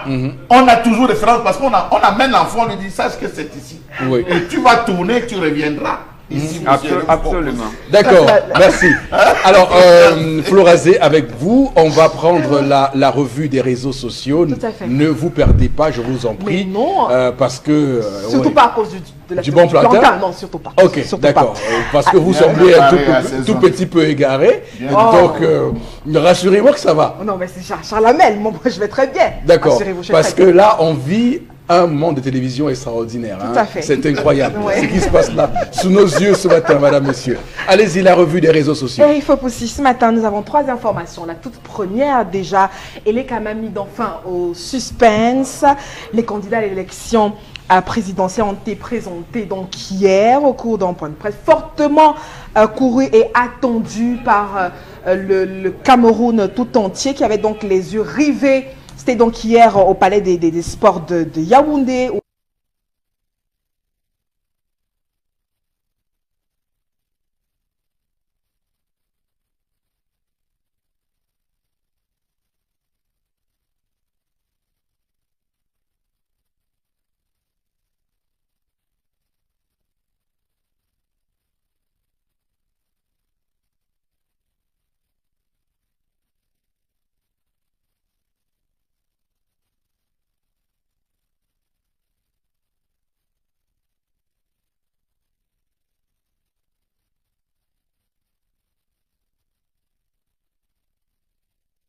sur la toile. Alors, il faut rapidement dire que on a quand même envie aussi de vous familiariser et de se familiariser avec le code électoral en vigueur au Cameroun depuis 2012 et l'article 126 de ce code électoral qui dispose que 60 jours au moins avant la date du scrutin, le Conseil électoral donc arrête et publie la liste des candidats. Notification est en effet immédiatement au Conseil constitutionnel. Donc on imagine que hier était le 7 août et que le 7 octobre prochain c'est la date du scrutin. Ça fait 60 jours clairement. Et donc on va d'abord dire que le Conseil électoral de l'ECAM a respecté les délais prévus par le code électoral. Bon, maintenant on va revenir sur les aspects qu'on pourrait commenter de cette liste des 9. Bon, Bengan, alors hier on a déjà évoqué les profils des uns et des autres. La question qui se pose aujourd'hui, c'est la grande question, l'incidente question d'une possible coalition entre ces différents candidats qui vont tous aller à la chasse du président sortant, Monsieur Paul Biya. Oui, mais je ne suis pas d'accord avec votre introduction. L'ECAM n'a pas respecté toute la loi. L'ECAM n'a pas respecté l'article 119 du Code électoral parce que la candidature de Paul Biya devait être rejetée. Dans ce cas, il a validé alors qu'il assume les fonctions électives publiques, même si on peut s'interroger s'il a démissionné ou pas de la fonction publique. Mais là, bon, passons. Nous pensons que les candidats vont saisir le Conseil constitutionnel pour invalider, pour que le RDPC change de nom de candidat de postulant. Maintenant, oui, vous avez raison, le peuple camerounais attend impatiemment qu'il y ait, en fait, quand on parle de coalition ou de, j'allais dire, par candidat de large consensus et tout, parce que le peuple sait que les élections sont généralement truquées. Et le président Paul Biya procède par une coalition pour truquer les élections. Et on pense donc que du côté de l'opposition, elle doit aussi se coaliser pour faire face à ce front ce front de fraude là. Et lorsque le peuple ne voit pas ça, il est un peu attristé. Maintenant, ça varie en fonction des stratégies des uns et des autres. Et là, je ne les condamne pas. Moi, je pense qu'il y aura un candidat consensuel, même entre 2 ou 3 postulants sur les 8. Les 8 qui sont considérés comme les opposants. Même comme là, j'en ai 2. Donc je taque un peu. Donc, 2, c'est Cabral Libi à Keremouna. Non, je veux dire Garga Aman et Ndamjoya. Bon, sont-ils des opposants? Je n'en sais rien. Mais les autres, je pense que pourrait avoir. Adamou Ndamjoya est un opposant. Vous n'avez pas dit qu'il n'est pas opposant. Oui, il est opposant au président, il n'est pas opposant au système. Je commence par M. Garga Aman.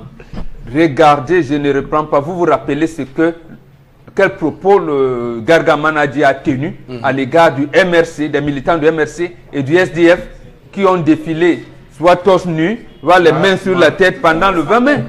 Il l'a tenu, il les a injuriés. Parce que pourquoi l'ont-ils fait devant le chef de l'État, devant toute la nation? Ça vous montre que... Également, ces propos à la suite du conseil donné par l'ambassadeur américain au Cameroun. Voilà. Voilà, et tout. Donc, non, mais vous savez, nous les citoyens, nous devons suivre ces actes. Justement, ça va faire l'amalgame parce que demain, lorsqu'il n'y a pas de candidat unique de l'opposition, on va dire l'opposition ne s'entend pas, car Gargaman n'est pas un opposant. D'accord. Il n'est pas. Alors, il faut également dire qu'il fait l'objet d'une vive critique sur Twitter, puisqu'on parle beaucoup de Twitter. Il semble qu'il ait eu un comportement désobligeant hier sur une chaîne de télévision envers une journaliste, et beaucoup de Camerounais demandent qu'il fasse ses excuses publiques à cette journaliste qu'il n'a simplement pas voulu voir à côté de lui lors de ce programme télé qui est incriminé sur Twitter. C'est pour dire qu'il concentre autour de lui clairement beaucoup de critiques, en plus de ce que vous faites, de ce que vous dites ce matin, de sa posture d'opposant ou pas opposant. Voilà, absolument. L'autre chose, le président Ndamjoya, président de l'UDC, sait à 76 ans qu'il ne peut pas gagner.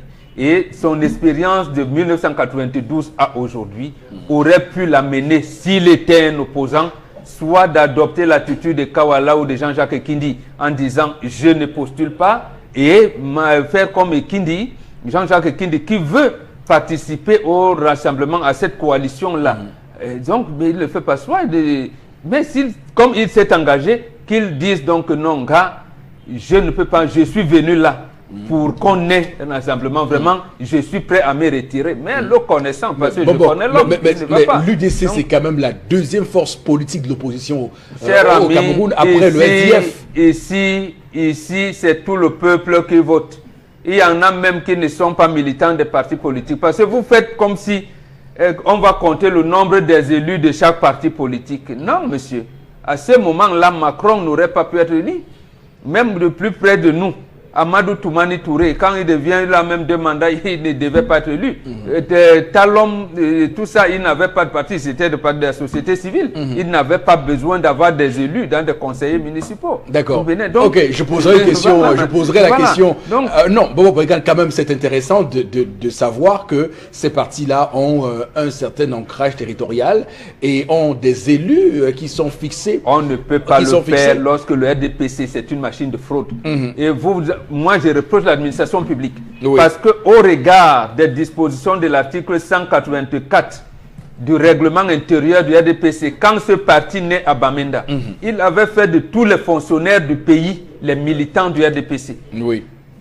En décembre 1996, ils ont enlevé ces dispositions. Mais le comportement des fonctionnaires est resté le même. Oui. Ils pensent qu'ils sont redevables au RDPC. C'est ça qui fait problème. Donc, on est dans un logiciel. On va demander à un parti politique comme l'UDC qui a 647 conseillers municipaux au Cameroun de jouer les seconds rôles quand même. Justement, ça fait perdre le Parti socialiste français qui avait même un président de la République. Oui. On a dit à Benoît, non, tu ne peux pas. C'est que tu organises là, tu ne peux pas laisser. Il n'a pas voulu. Le Parti socialiste français, à quel niveau? Justement, quand on mène ce genre de réflexion, on ne peut pas. Nous sommes là pour la présidentielle.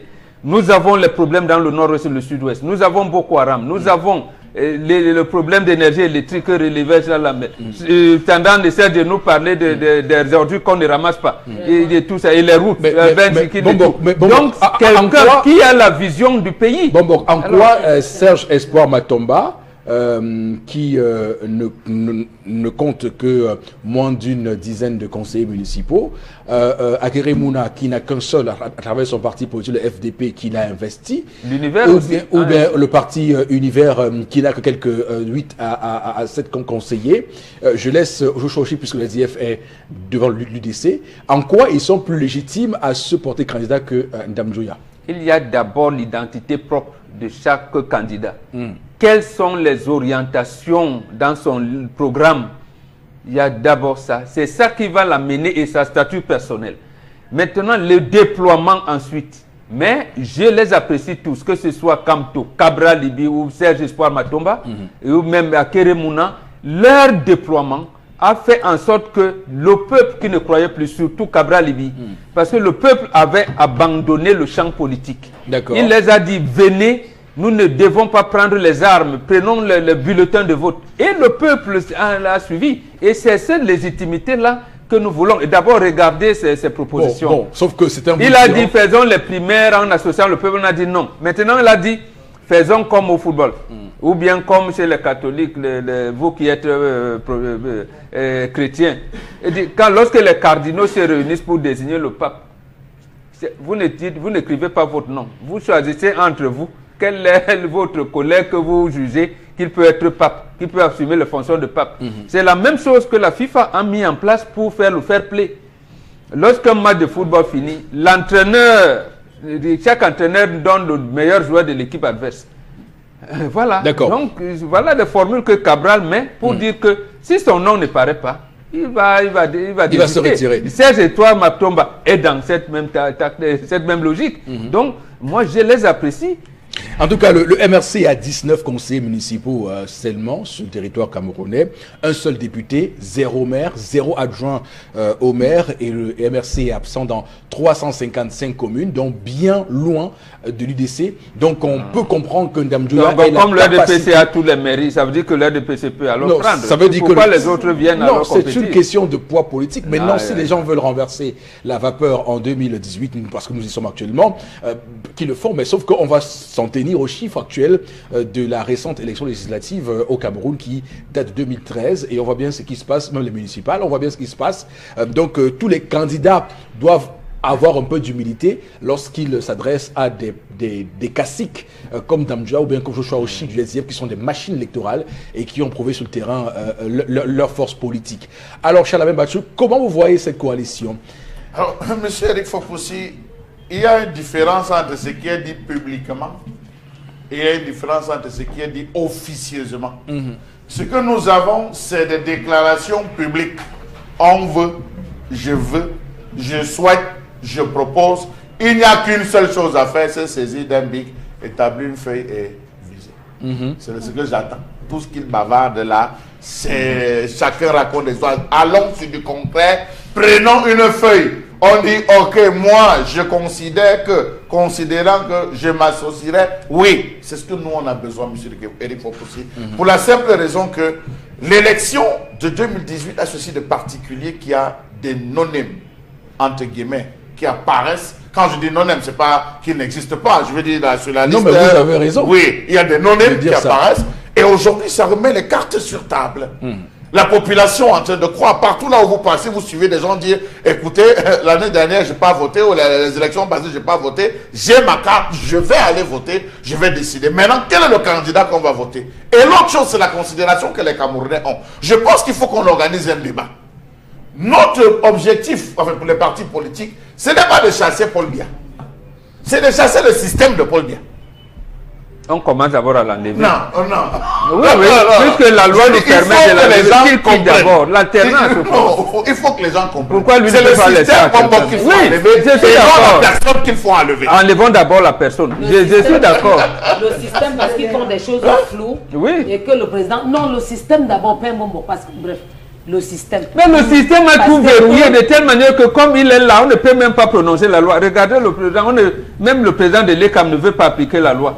Il aurait pu en disqualifier Paul Biya. D'accord. Alors, il faut casser. Vraiment, on va revenir sur la question parce que je sens bien l'envie de renouvellement parce que on voit très bien que dans les pays qui nous entourent, au Canada, en Belgique, en France, il y a le jeune président, mais il faut dire que le plus souvent, et on voit bien que même en Guinée-Conakry, Alpha Condé a été longtemps un opposant, il a été un opposant historique dans ce pays-là. Laurent Gbagbo a été aussi longtemps un opposant historique.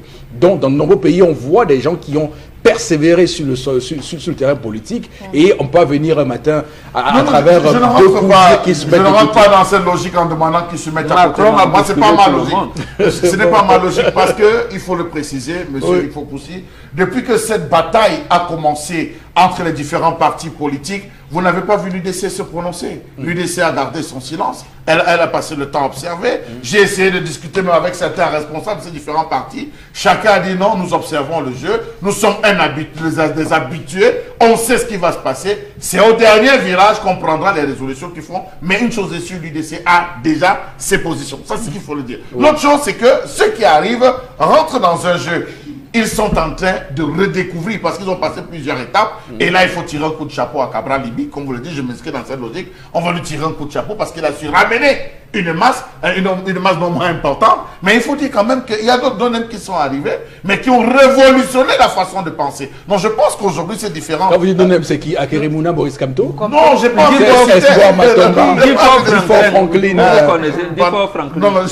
c'est un honneur qu'on va découvrir. Donc je pense qu'aujourd'hui, il devrait s'atteler à tout faire. Je rappelle qu'il a au moins un conseil municipal. Elles sont partis le MNC. Voilà. Je dis qu'il devrait s'atteler à ce que même le peuple puisse avoir leur programme politique et savoir ce qu'ils veulent et se reconnaître dans leur programme politique. D'accord.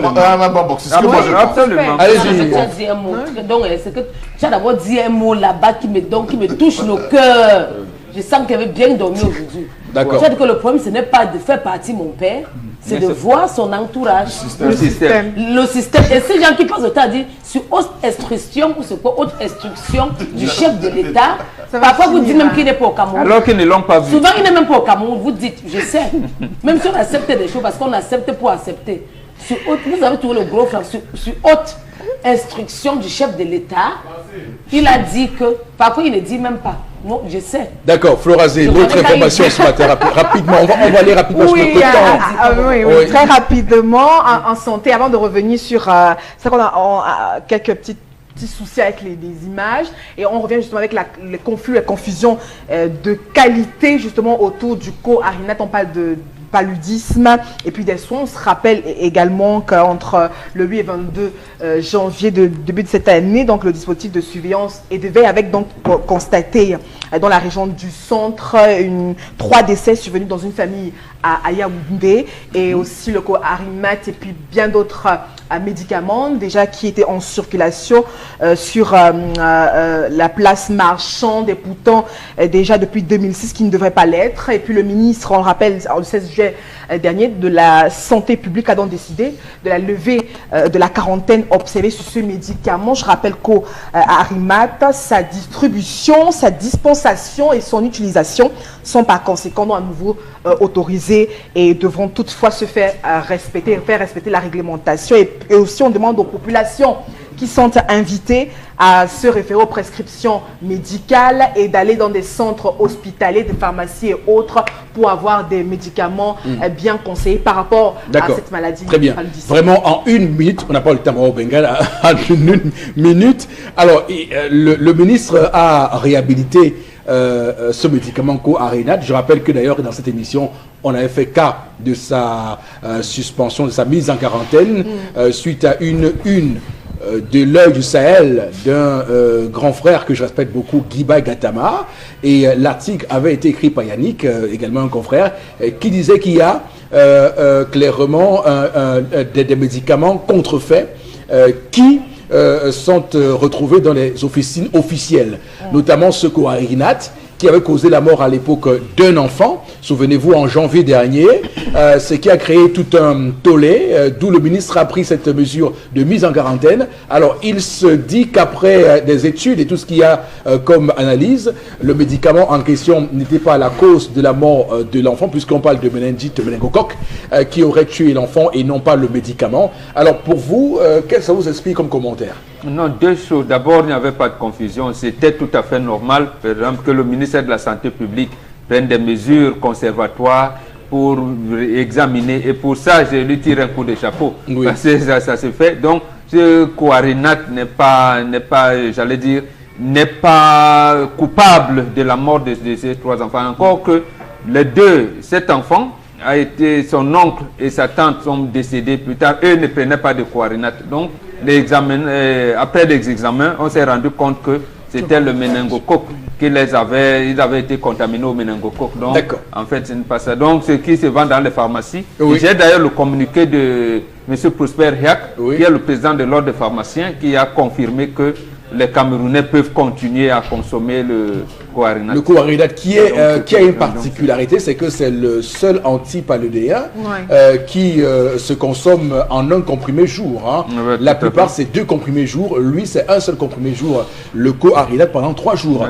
C'est nous qui avons de paludisme, avec nous deux, justement, on est abonnés à cela. Il fallait bien que je me rassure. D'accord. Donc, désormais, le co-Arinat se retrouve en pharmacie.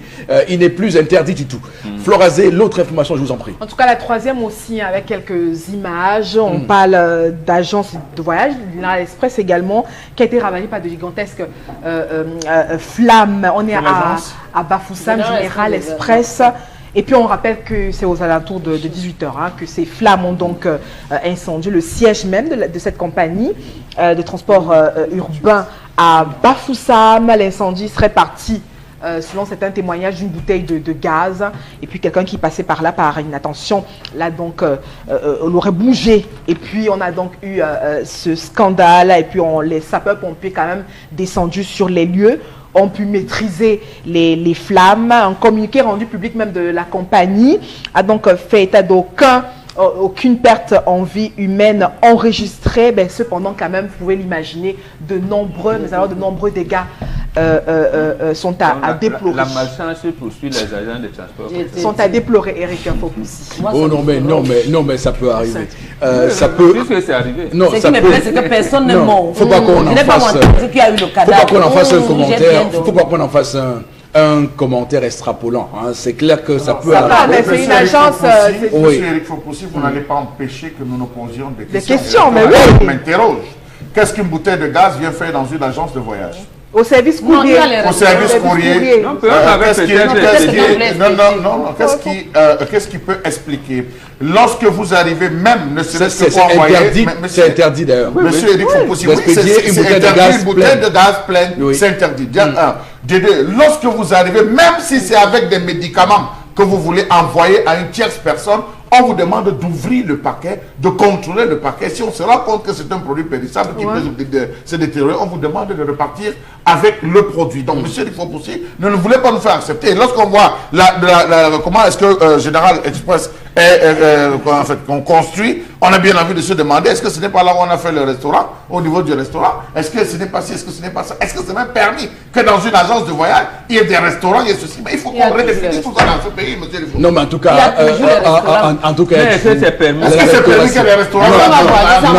non, Chalamel. Il y a Vraiment, encore le- attention, faut pas Non, instrumentaliser. on se pose des questions. Et je crois que ça peut arriver. Un incendie est arrivé, c'est déclaré. On dit On que peut, c'est on va gaz, juste, non? on va juste se réjouir de ce qui n'est pas eu de perte en vies humaines et que depuis ce matin, cette compagnie a recommencé à travailler. Donc c'est tout. Il n'y a pas de blocage là-bas. Donc c'est ce qu'on peut dire.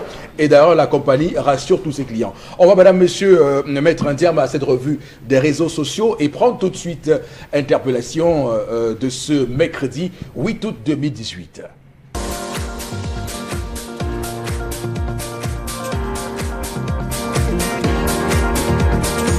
Bon, déjà, j'aimerais bien sensibiliser les jeunes comme moi particulièrement pour dire aux jeunes que bon, ne vous frustrez pas toujours par la gestion de notre pays parce que déjà, ça dépend de nous. Si on se donne à fond et on peut arriver de l'avant, qu'on laisse plus le fait qu'on dit le président a fait ci, le président a fait cela, déjà, pour moi, le président n'a pas un problème. Donc, que chacun puisse se donner à fond dans tous ces objectifs que nous faisons toute la journée.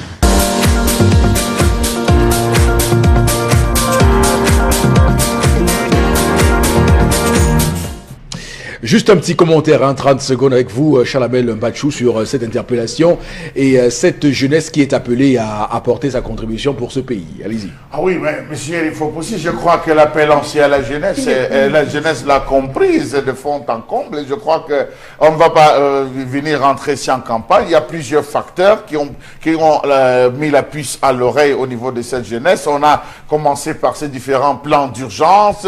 On a eu le PIACI, on a eu le PIACI, on a eu le PAIJA, on a eu le PAGRU qui ont démontré leurs limites. Les jeunes sont rentrés, précisons-le comme ça, dans un manque de confiance. Il fallait qu'il y ait une sorte, qu'on les rebooste. On a reboosté la jeunesse. Je crois que les jeunes aujourd'hui sont plus que prêts. Et je pense, et je le dis aujourd'hui, que la jeune génération voudrait voir autre chose, une nouvelle façon de voir, une nouvelle façon de penser. Vous avez la possibilité de le faire. Prenez votre courage en main et décidez-vous de changer les choses. Chalamel, on va juste après interpellation prendre quelques messages ce matin avec vous, Florazé.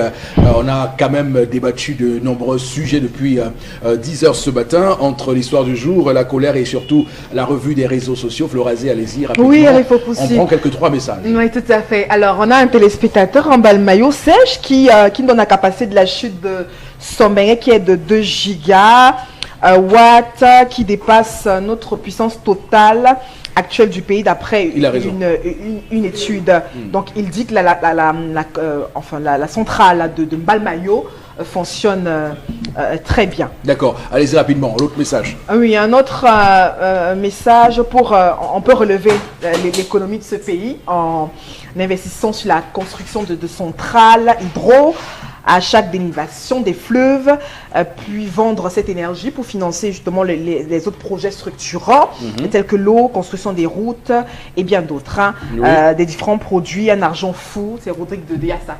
Donc vous voyez, la tendance est tout à fait claire et nette ce matin. On n'a pas besoin de centrales thermiques, vraiment, dans ce pays. Vous agrippez à cette idée. Oui, parce que c'est des gouffres à sous et des gouffres à opacité. Je vous dis que l'hydrocarbure au Cameroun, on ne sait pas comment ça commence, comment ça finit. Juste un indicateur, tout récemment à Berthois, Tradex s'est plaint que l'entreprise qui distribue l'énergie n'avait pas payé sa facture. Juste 113 mètres cubes voilà, de fuel impayé. Vous imaginez une telle situation dans au moins 40 centrales à gaz au Cameroun, mais ce pays va commencer à suffoquer. Donc, qu'on laisse ça et qu'on intensifie les investissements dans l'hydroélectricité. Alors, Florazé, un dernier message, un tout dernier, je vous en prie. Alors, l'entreprise de distribution d'énergie ferait mieux de quitter à Tcholiré. Sinon, la ville, presque toute la ville toujours est dans le noir. C'est Gilbert à Gaoundéré qui réagit. D'accord. Merci beaucoup à vous, madame, messieurs, de nous retrouver sur Equinox Télévision. L'émission, c'est 10-12 le Zénith. Grande vente promotionnelle et réduction spéciale au magasin 1001 tapis avec le concept Salaka de Consilamine, le plus sénégalais des Camerounais. Bonjour et bienvenue. Oui, bonjour Eric, bonjour à tous nos clients et surtout un bonjour à tous les clients qui nous reçoivent hors de la ville de Douala. Je pense bien sûr à Monsieur Happy et bien sûr nos clients du côté bien sûr du Bénin, du côté bien sûr du Mali et du côté bien sûr de Douala. Je pense à la ravissante Nimasoun Emma qui nous regarde en ce moment, grande cliente du concept Salaka. Alors chers téléspectateurs, je m'adresse à vous. Vous avez encore quelques jours pour acheter du côté du magasin 1001 tapis et recevoir des réductions exceptionnelles. Je commencerai déjà par dire que sur les appareils tels que les robots mixeurs, les fers à vapeur, les bouilloires, les régulateurs de tension, dès que vous appelez dès à présent, dès que vous commandez dès à présent, pendant ces quelques jours de promotion, nous allons vous retirer la somme de 500 francs. Ça veut dire quoi? Le robot mixeur de 11 500 francs vous sera vendu à 11 000. Le fer à vapeur de 7 000 vous sera vendu à 6 500 francs. Le cuiseur de riz vous sera vendu à 17 500. Ainsi que la bouilloire de 7 500 vous sera vendu à 7 000. Pour dire tout simplement, réduction de 500 francs dès à présent pour tous ceux qui vont commander du côté bien sûr du magasin 1001 tapis. Et bien sûr pour ce qui est des laptops et des ordinateurs de bureau, nous vous appliquerons une réduction de 2500 francs sur un laptop de 45 000 et sur un ordinateur de 37 500 francs. Sur les laptops de 125 000, réduction de 5 000 dès que vous appelez dès à présent. Alors tout de suite la vente commencera directement par des lustres de qualité supérieure. Vous les avez à partir de 25 000 avec une réduction bien sûr de 500 francs sur ces magnifiques lustres. Pour dire tout simplement un lustre de 25 000 francs, vous l'achèterez à 24 500 francs à condition de nous appeler dès à présent ou alors de passer pendant ces une semaine du côté bien sûr du magasin 1001 tapis.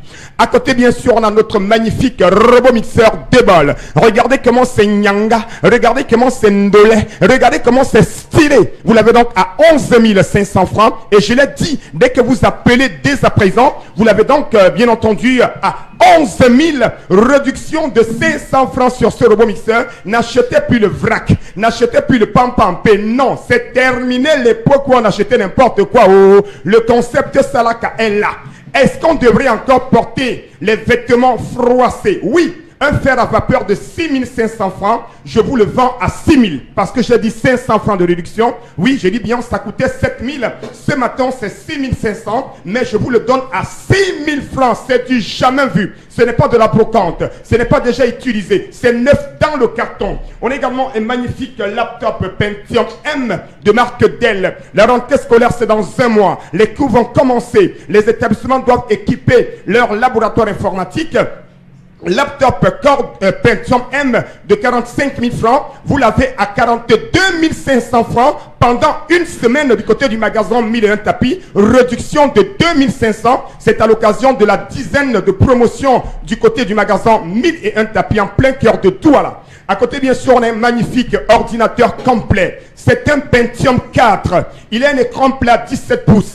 40 Go de disque dur. Vous le retrouverez ailleurs à plus de 50 000 francs. Mais nous vous le vendons à 37 500. Mais comme c'est le Salaka, comme c'est la période de 10 jours de promotion, nous vous accordons 2500 francs de réduction sur ce magnifique ordinateur complet de marque HP chez 1001 tapis et nulle part ailleurs, avec des livraisons à domicile dans tout le Cameroun et dans certains pays africains.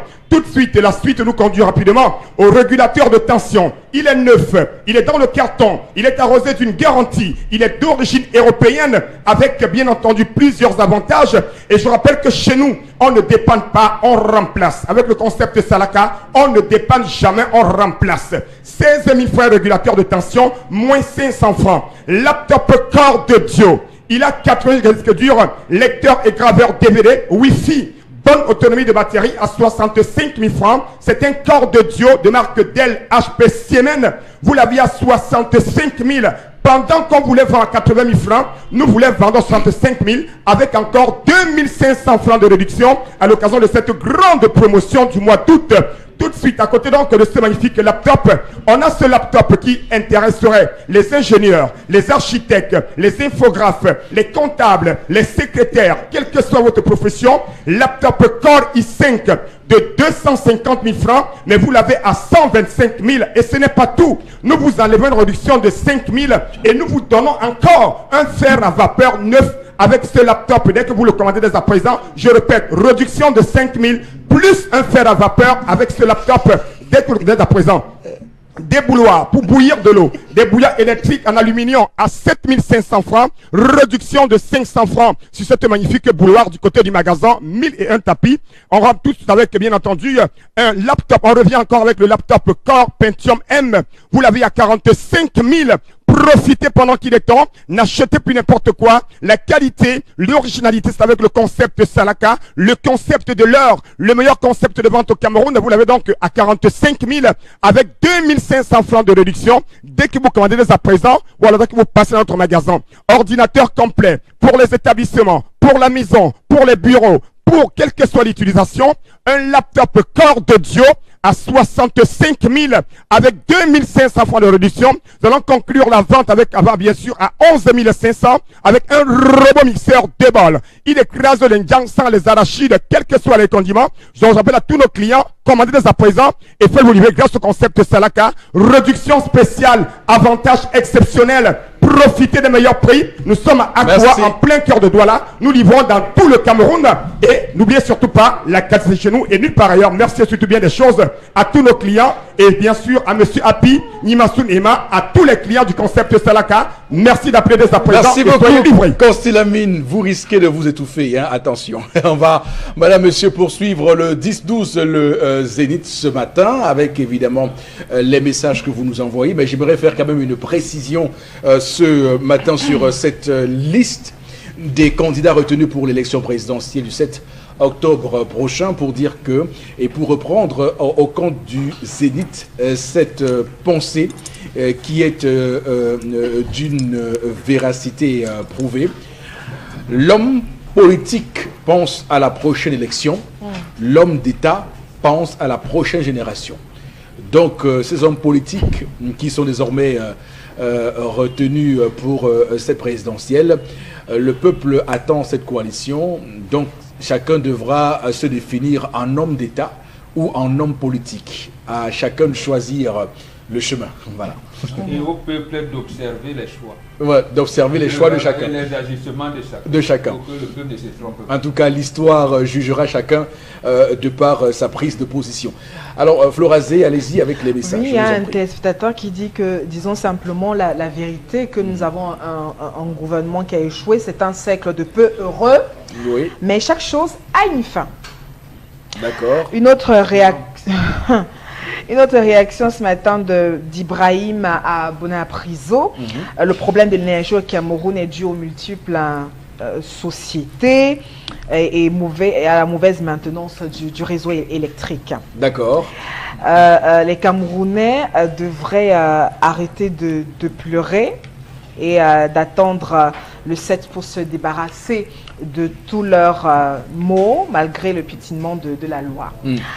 Encore faut-il qu'on soit inscrit régulièrement sur liste électorale. Le drame maintenant, c'est que chacun devrait plutôt récupérer sa carte d'électeur. C'est là il va avoir pour aller récupérer. Bon, en tout cas, qu'on ne récupère pas. Le code électoral prévoit que vous puissiez aller voter le jour même. Monsieur Eric Fopoussi, il faut le dire aux Camerounais. Le jour-là, prenez votre goude avec de l'eau et tout. allez voter, sécurisez votre vote. Absolument. Il faut le sécuriser. Ne rentrez pas chez vous, sécurisez. D'accord. Juste une image sur un reportage brillant de Xavier Foka qui passe dans les journaux d'Equinox Télévision avec ces images d'une ville de Douala avec des piscines d'eau jaune.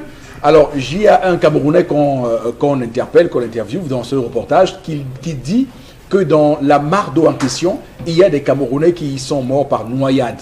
Alors, j'ai envie de comprendre si on arrive à ce niveau-là, ou des mares d'eau, ou des nids de poules remplis d'eau tuent des Camerounais par noyade. Vous comprenez clairement que, permettez-moi l'expression, qui a encore trait à l'eau, qu'on a touché le fond. Alors, merci beaucoup à vous, chers téléspectateurs. On se donne rendez-vous demain, lorsqu'il sera 10h. Rediffusons l'émission ce soir à 1h du matin. Que Dieu bénisse notre cher pays, le Cameroun.